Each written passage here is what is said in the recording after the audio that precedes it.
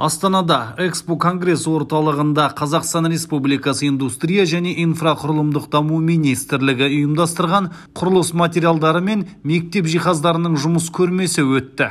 Көрмеге Қазақстан Республикасы Индустрия және инфрақұрылымдық даму министрлігі, Білім министрлігінің, Самұрық-қазына Констракшн акционерлік қоғамының, Атамекен ұлттық кәсіпкерлік палатасы басшылығы, сондай-ақ 120-ға жуық компания қатысты.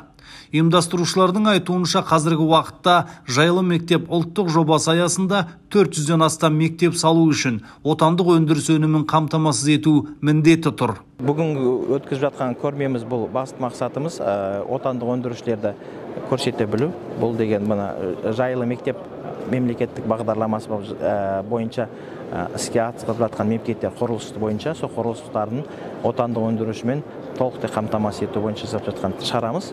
Бұл көрмені қарап шықсаңыздар, толықтай кірпіштен бастап толық біткен жиһазға шейін жайластырдық, отанда өндірілетін солардың көрмесі.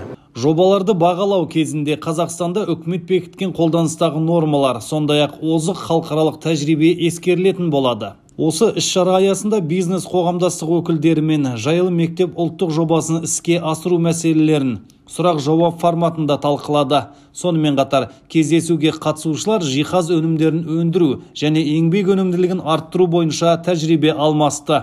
Бұған дейін хабарлағандай, жайлы мектеп ұлттық жобасы аясында 2025 жылдың соңына қарай бүкіл ел бойынша 401 мектеп салынады.